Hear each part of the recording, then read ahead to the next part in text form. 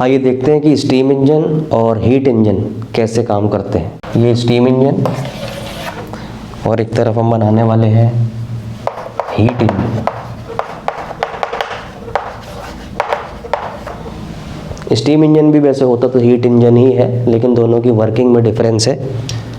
Steam engine का actual में name है, ये सबसे पहला इंजन है जो जेम्स वॉट ने हमें बना के दिया था, है ना। भाप से बनाया था उन्होंने इंजन।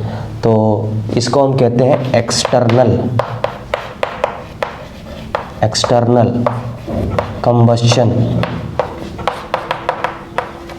इंजन। इसमें जो कंबस्शन होता है वो इंजन के बाहर होता है, इसलिए इसका नाम है एक्सटर्नल कंबस्शन। देखते हैं क्या है वो कंबस्शन, किसको जलाने वाले हैं। हीट इंजन में क्या होता है, इस हीट इंजन में इंटरनल कंबस्शन होता है।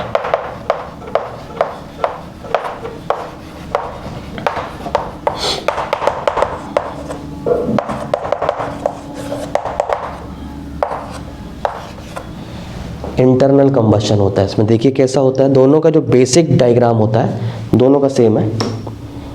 कैसा है देखिए, ये आपका इंजन ऐसा दिखाई देता है, ये अंदर से ये ओपनिंग है, यहाँ पर भी ओपनिंग है, यहाँ से पेट्रोल अंदर आता है, यहाँ से धुआं बाहर निकलता है। ये सक्शन, पेट्रोल का सक्शन होता है यहाँ पर। यहाँ एग्जॉस्ट होता है, धुआं बाहर निकल जाता है। जो पेट्रोल अंदर जलता है उसका धुआं बाहर निकल जाता है। ये पिस्टन लगा रहता है, फ्रिक्शन लेस पिस्टन है, ऊपर नीचे चलता है ये। इसका कनेक्शन ऐसा दिखाई देगा ये। इसका कनेक्शन एक आयरन की रॉड होती है, मेटल की रॉड होती है, ठीक है, स्ट्रॉन्ग रॉड होती है। उसका कनेक्शन नीचे एक व्हील से होता है, व्हील से। ये एक व्हील है, मोमेंट ऑफ इनर्शिया का इसमें यूज़ होता है, जिससे ये व्हील इस पिस्टन को ऊपर नीचे जाने में हेल्प करता है, स्मूथ राइड देता है, स्मूथली ऊपर नीचे चलाता है। ऐसा ही डायग्राम यहाँ भी बना देते हैं। यहाँ भी सेम रहता है इंजन।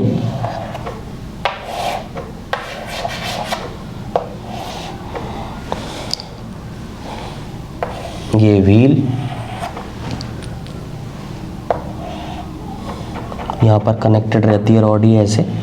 जब ये व्हील घूमता है, यहाँ पर टच नहीं है, ये सिर्फ यहाँ पर एक स्क्रू से टच रहती है, आगे की तरफ निकली रहती है रॉड। तो जैसे जैसे व्हील घूमता है रॉड ऊपर नीचे होती जाती है, तो ये पिस्टन ऊपर नीचे होता जाता है। ऊपर होके एक धुएं को बाहर निकालता है, यहाँ भी धुएं को बाहर निकालता है, यहाँ भी बाहर निकालता है। नीचे जब जाता है तो यहाँ से जो भी इसका ऑपरेटर है, जो धुआं ही है, स्मोक है, उसको ये अंदर की तरफ खींचता है, जिससे नीचे की तरफ आता है। धुआं नीचे से धकेलता है और व्हील घूम घूम के बार बार इसे ऊपर नीचे करता रहता है, जिससे इसकी ये प्रोसेस स्मूथ होती रहती है। स्टीम इंजन में क्या है देखिए, स्टीम इंजन में ये जो कनेक्शन है, हम यहाँ से इस कनेक्शन को हम यहाँ पर ले आते हैं आगे पाइपलाइन के थ्रू, और एक बॉयलर से कनेक्ट करते हैं। ये एक बड़ा बॉयलर होता है यहाँ। इस बॉयलर में वाटर फिल करके रखते हैं, बॉयलर लगा रहता है इस पर। बॉयलर में पानी भरा हुआ है, इस पानी को हमें हीट करना पड़ता है, हीट देनी है इसे। हीट होता जाएगा, पहले बॉटम हीट होगा बॉयलर का कंडक्शन प्रोसेस से, फिर अंदर का पानी गर्म होना शुरू होगा कन्वेक्शन प्रोसेस से, बॉइलिंग पॉइंट पर जाएगा और यहाँ पर स्टीम बननी शुरू हो जाएगी, ठीक है। तो जब हमें एनर्जी लेनी है, यहाँ पर एक बीच में नॉब लगा सकते हैं, तो स्टीम रेडी रहेगी पीछे, ठीक है। जैसे इस नॉब को खोलेंगे या हटाएंगे, ये स्टीम तेज़ी से नीचे जाएगी, नीचे गई और फोर्स लगाया इस पिस्टन को, ये पिस्टन नीचे की तरफ जाता है। जब ये नीचे की तरफ जाता है, नीचे की तरफ जाने से व्हील घूमना शुरू होता है, रॉड ऐसे धकेलती है, व्हील घूमना शुरू करता है। इतना तेज पावर लगती है पिस्टन के ऊपर कि वो नीचे जाके इस व्हील को 3 बार घुमा देता है, 3 टाइम्स। एक बार नीचे गया, फिर घूम गया, अंदर धुआं भर गया जो आया है, स्मोक स्टीम जो आई है, गैस जो आई है, वेपर जो आई है, ये भर गई अंदर। और इसने यहाँ पर एक बार पावर दी, एक बार पावर दे के ठंडी होनी शुरू हो जाती है, अपनी एनर्जी लूज़ करती है, और स्टीम चाहिए हमें और वेपर चाहिए। तो लगातार कनेक्शन हम यहाँ से खोल के रखते हैं, लगातार आती रहती है। तो अब क्या होगा, एक बार पावर देने के बाद ये नीचे गया, नीचे जाके व्हील घूमा, व्हील घूमने के बाद जब ये रॉड ऐसे घूमता रहता है व्हील, तो ये रॉड फिर से ऊपर की तरफ जाती है और पिस्टन ऊपर की तरफ जाना शुरू होता है। यही वर्किंग यहाँ भी काम करेगी, दोनों में एक जैसी वर्किंग रहेगी। जब ये ऊपर जाएगा तो ये जो स्टीम यहाँ नीचे आई है, जिसने इसे नीचे धकेला है, उस स्टीम को ये बाहर निकाल देता है। व्हील अभी भी घूम रहा है, एक बार पावर मिलने के बाद बाहर निकल गया, फिर व्हील घूम ही रहा है, अभी भी नीचे की तरफ जाता है, फिर स्टीम अंदर आ जाती है, वो भी प्रेशर लगाती है और व्हील भी सपोर्ट करता है नीचे जाने के लिए। तो फर्स्ट टाइम में पावर बहुत ज़्यादा लगती है, एक बार स्टार्ट हो जाता है फिर जल्दी जल्दी पावर मिलनी शुरू होती है, क्योंकि दोनों मिल के काम करते हैं। स्टीम भी ऊपर से नीचे की तरफ फोर्स लगाती है और व्हील भी घूम के उसे नीचे खींच लेता है। ऊपर धकेलने के बाद एग्जॉस्ट से बाहर कर देता है धुएँ को और फिर से अंदर बुला लेता है स्टीम को। इस तरह से स्टीम इंजन काम करता है। इसमें क्या होता है कि हम बाहर बॉयलर में यहाँ पर कंबस्टन का प्रोसेस कर रहे हैं, यहाँ पर कर रहे हैं बाहर, इंजन के बाहर, इंजन के अंदर कुछ नहीं चल रहा, इंजन के बाहर हो रहा है जो भी हो रहा है, फिर वो स्टीम अंदर जाके इंजन को चला रही है, इसलिए इसका नाम है एक्सटर्नल इंजन। ये बड़े बड़े जो आपके स्टीम के इंजन, रेलवे के इंजन होते थे, उनमें ये सब यूज़ होता था।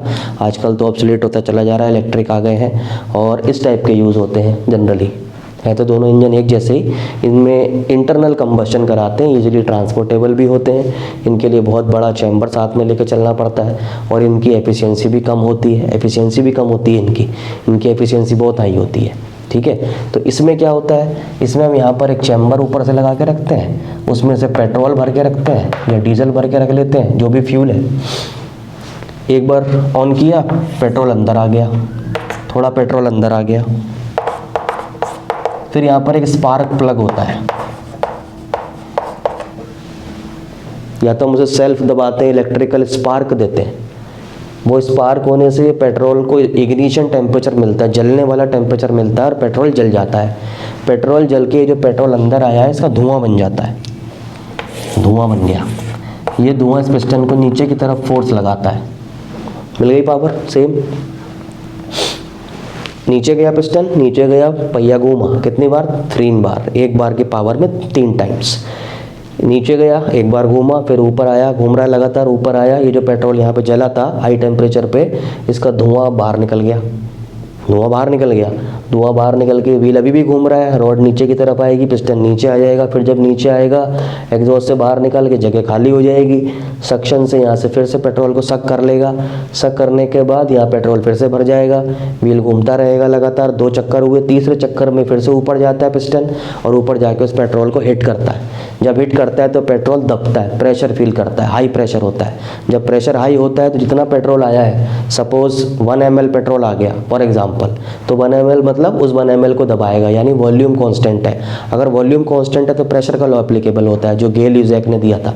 इसमें प्रेशर लॉ, गेल-यूज़ैक लॉ, जिसमें वॉल्यूम कांस्टेंट होता है और pressure is directly proportional to temperature हो जाता है।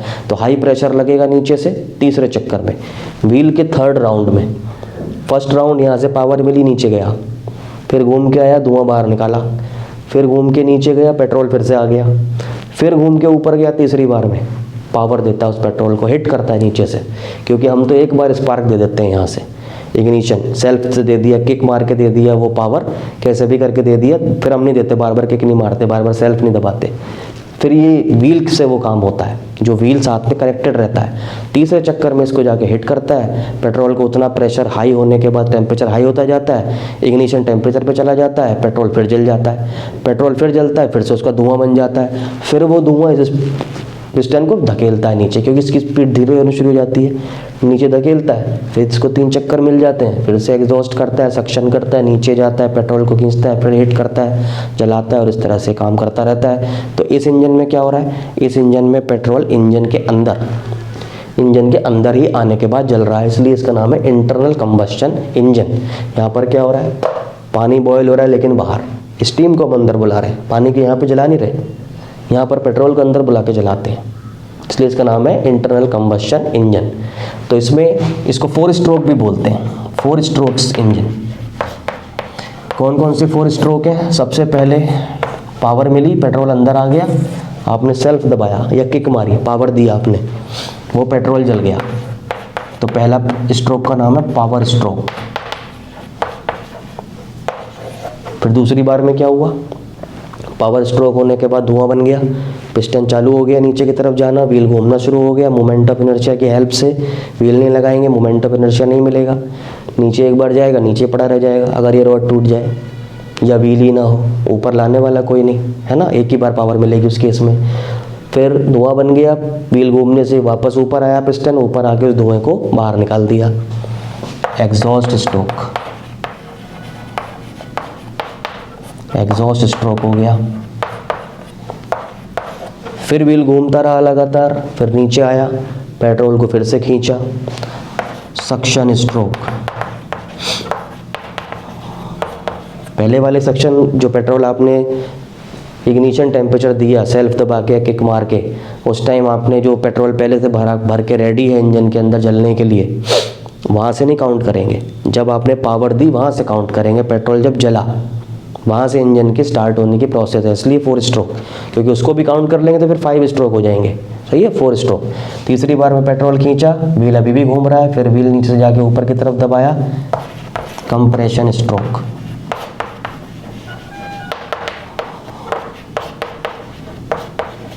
फिर से पेट्रोल जल गया, फिर धुआं बन गया, धुआं बन के फिर नीचे जाएगा, फिर एग्जॉस्ट होगा, सक्शन होगा, कंप्रेशन होगा, फिर पावर मिलेगी नीचे से, फिर power exhaust suction compression, power exhaust suction compression, इस तरह से होता रहेगा। ये है 4 स्ट्रोक इंजन, ठीक है। तो इंटरनल इंजन कैसे काम करता है और एक्सटर्नल कैसे काम करता है, दोनों आपने देख लिए।